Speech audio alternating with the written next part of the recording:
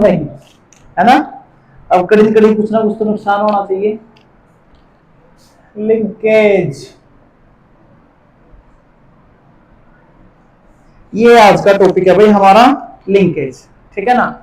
Linkage जो topic है उसके बारे में पहले हम थोड़ा सा साइंटिस्टों के नाम देख लेते हैं जो इसके साथ जुड़े हुए हैं एक दो। ठीक है ना। लिंकेज का सबसे पहले लिंकेज किसने ऑब्जर्व किया था? किसने किया था? नहीं पता। बोवेरी। ठीक है ना, Sutton and Boveri observe the linkage, इसने किया ऑब्जर्व। ठीक है, उसके बाद आया Bateson and Punnett. Bateson and Punnett, इसने क्या किया भाई? डिस्कवरी की। डिस्कवरी। ठीक है ना। उसके बाद जो टर्म थी, थॉमस हंट मॉर्गन, इसने टर्म दी लिंकेज। समझ आई? तो किसी ने ऑब्जर्व किया, किसी ने उसको डिस्कवर किया, और जो फाइनल टर्म दी गई वो दी गई मॉर्गन के द्वारा। किसके द्वारा? मॉर्गन के द्वारा। अब अगर हम देखें कि लिंकेज की डेफिनेशन क्या होती है, लिंकेज को हम किस प्रकार से परिभाषित करते हैं, तो लिंकेज में हम देखते हैं pair of genes, pair of genes have tendency to stay together even after crossing over. ये एक तरीके से आप ये बोल सकते हो कि दो जीन हैं जिनकी बहुत मजबूती के साथ दोस्ती है एक दूसरे के साथ, और वो क्रॉसिंग ओवर के बाद भी अलग नहीं होते। यहाँ टर्म आई है क्रॉसिंग ओवर। उसमें हम क्या देखते हैं कि जैसे मान लो कि हमारे पास ये दो जीन हैं, ये दो क्रोमोसोम हैं। ठीक है, इनके ऊपर जीन लगे हुए हैं, इनके ऊपर जीन लगे हुए हैं। तो क्रॉसिंग ओवर में क्या होता है, जो जीन होते हैं वो एक्सचेंज होते हैं एक दूसरे के साथ। अब जैसे मान लो ये पार्ट और ये पार्ट, ये दोनों क्या हो जाते हैं? चेंज हो जाते हैं। ये यहां आ जाता है और ये यहां आ जाता है। अब जो नीचे जीन लगे हुए हैं, जो नीचे जीन लगे हुए हैं, ठीक है ना, और जो ऊपर लगे हुए हैं, ठीक है, जब ये चेंज हो रहे हैं तो ये पार्ट और ये पार्ट आपस में एक्सचेंज हो गया। तो क्या होगा कि इस पार्ट पे मान लो यहाँ पे यहाँ पे यहाँ पे ये जीन लगे हैं या यहाँ जीन लगे हुए हैं इस प्रकार से, तो ये एक साथ यहाँ गए, और इसके ऊपर जो जीन एक साथ लगे थे वो एक साथ यहाँ आ गए। यानी कि क्रॉसिंग ओवर होने के बाद भी जीन क्या हुए? सेपरेट नहीं हुए हैं, जबकि इसके ऊपर जो जीन लगे थे इन जीन से ये सेपरेट हो गए। समझ रहे हो? तो एक क्रोमोसोम के ऊपर जीन लगे हुए हैं, they are closely associated with each other, वो एक साथ हैं, और जब क्रॉसिंग ओवर होती है उसके बावजूद भी वो जीन क्या होते हैं? चेंज नहीं होते, एक दूसरे से अलग नहीं होते। चेंज का मतलब है एक दूसरे से अलग नहीं होते, तो उसको बोलते हैं लिंकेज। उसको क्या बोलते हैं? लिंकेज बोलते हैं। समझ आई? किसने बताया ये टर्म? किसने दी? थॉमस हंट मॉर्गन ने दिया। तो लिंकेज का मतलब समझ में आ गया सबको? ओके। तो अब हम देखते हैं कि वे जो लिंकेज है उसके बारे में कुछ थ्योरीज दी गई। थ्योरीज क्या थी? Coupling and repulsive theory. Coupling and repulsive theory. अब इस थ्योरी के अकॉर्डिंग क्या है? इस थ्योरी में बताया गया कि भाई when same genes present on a chromosome, ठीक है ना, they tends to inherit in same gamete, in same gamete, ठीक है ना। जब नया गैमेट बनेगा तो जो लिंक्ड जीन है, सेम जीन की बजाय हम लिंक्ड जीन लिखें तो ज्यादा अच्छा है। व्हेन लिंक्ड जीन जो है वो एक ही गैमेट में जाते हैं, सेम गैमेट में जाने की कोशिश करते हैं, तो उनको हम बोलते हैं कोपलिंग। इसको हम क्या बोलेंगे? कोपलिंग। और रिपल्सिव में क्या बोलेंगे? रिपल्सिव थ्योरी में हम बोलेंगे genes present on different chromosomes, on different chromosomes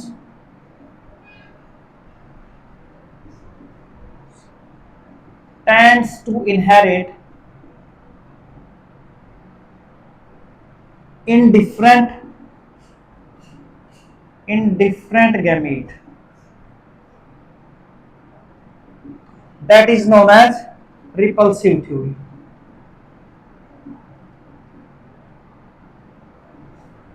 समझ आई बात?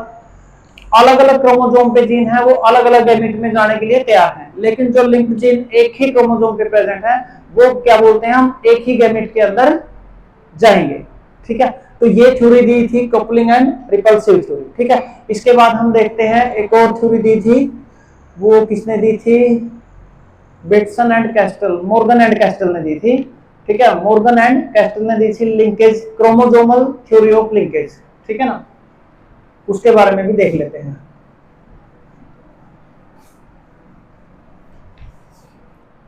क्रोमोसोमल थ्योरी ऑफ, अरे भैया chromosomal theory of linkage bye Morgan and castle, Morgan and castle.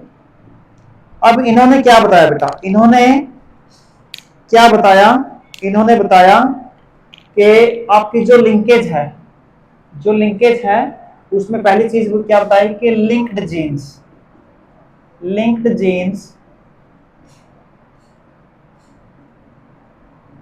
Present on chromosomes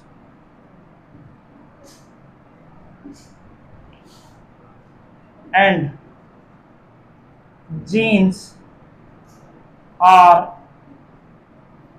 present in linear order, in linear order। उसके बाद इन्होंने बताया distance between the genes affect linkage. जो distance है jeans के बीच में वो बताएगी कि कितनी स्ट्रॉन्ग लिंकेज होगी और कितनी कमजोर लिंकेज होगी, ठीक है ना।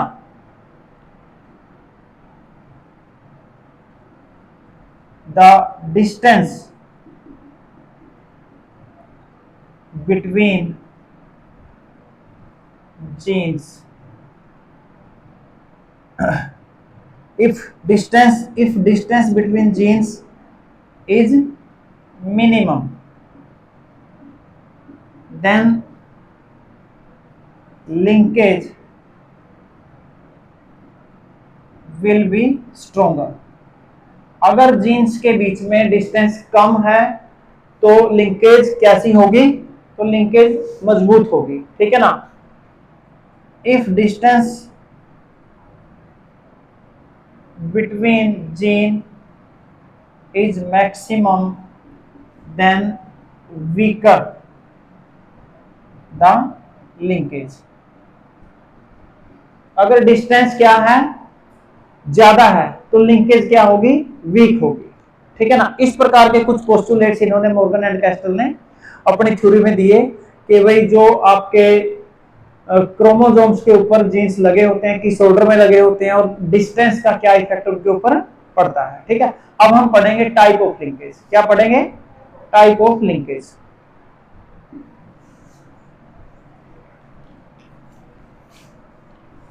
तो लिंकेज की टाइप पढ़ेंगे भाई। दो टाइप की लिंकेज है बेटा, एक है कंप्लीट लिंकेज, कंप्लीट लिंकेज, और दूसरी है इनकम्प्लीट लिंकेज, इनकम्प्लीट लिंकेज। जैसा आप लोगों को नाम से ही पता चल रहा है कि यहाँ क्या हो सकता है। कंप्लीट लिंकेज का मतलब क्या है कि जैसे मान लो कि हमारे पास इस प्रकार से एक आर्म है, ठीक है, क्रोमोसोम की, तो यहाँ क्या है आपके पास A B C D E F G H I, ये जीन लगे हुए हैं, ये जीन लगे हुए हैं। अब इसमें से मान लो कि ए और बी पार्ट है, ए और बी पार्ट है, ठीक है ना, ए और बी पार्ट है। अब जब क्या होगा कि at the time of crossing over A and B genes they transmit simultaneously in the gamete. तो इसका मतलब क्या है, they stay together even after crossing over. तो क्रॉसिंग ओवर के बावजूद भी ये दोनों एक दूसरे का साथ नहीं छोड़ रहे हैं, तो इसको बोलते हैं कंप्लीट लिंकेज। क्या बोलते हैं? Complete linkage. When the genes stay together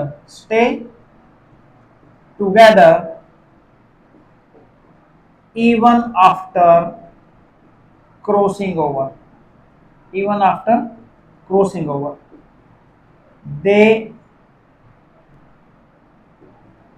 transmit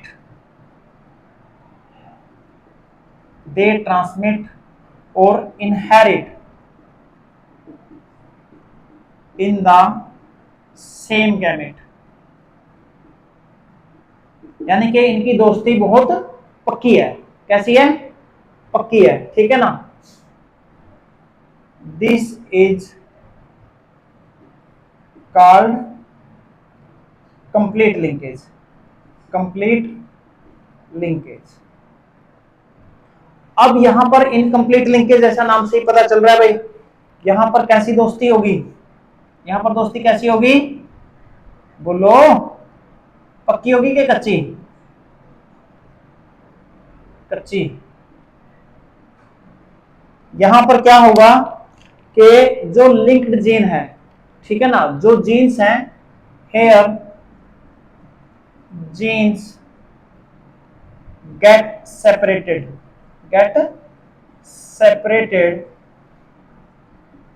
at the time of crossing over, at the time of crossing over they are no longer stay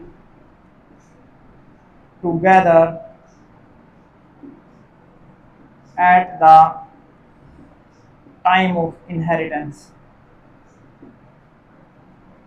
ठीक है ना, यानी कि they are not together inherited in next gamete, ठीक है ना, they are not inherited in next gamete. जो gamete बनेगा उसमें वो एक साथ नहीं जाएंगे। इनकी दोस्ती कैसी रहेगी?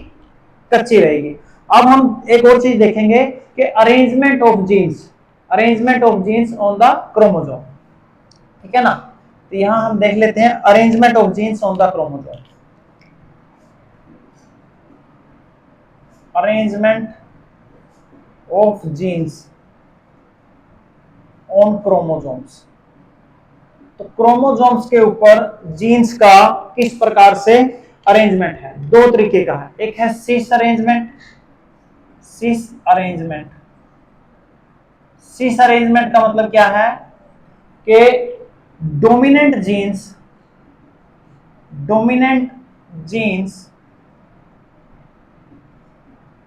present on one arm and recessive genes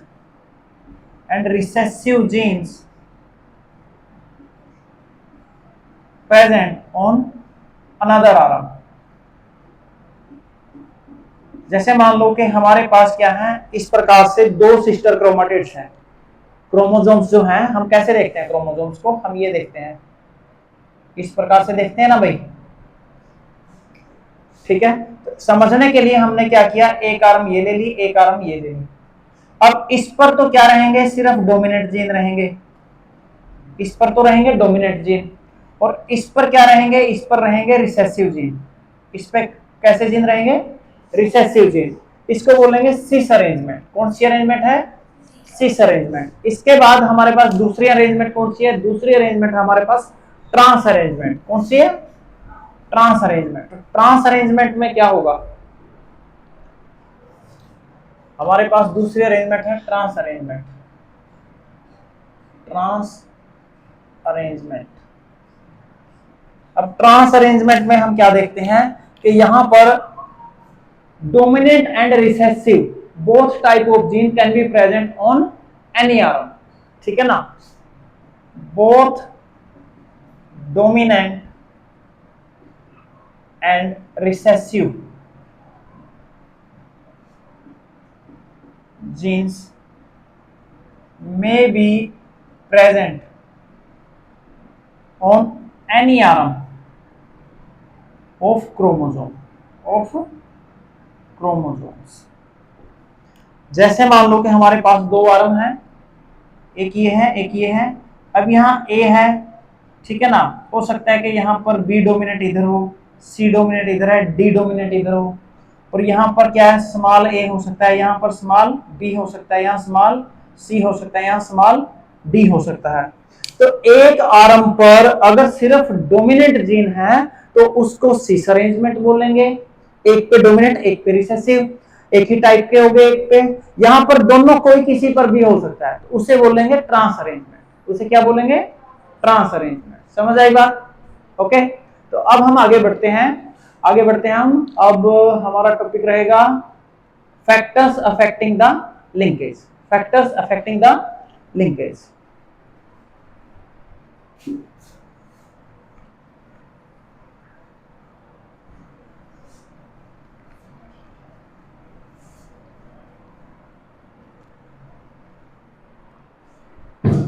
okay,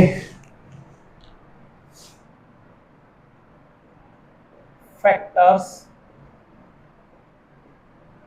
affecting the linkage.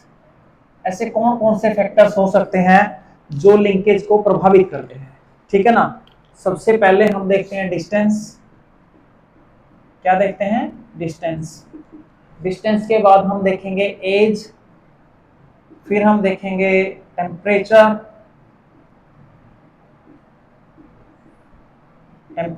फिर हम देखेंगे एक्स रेज,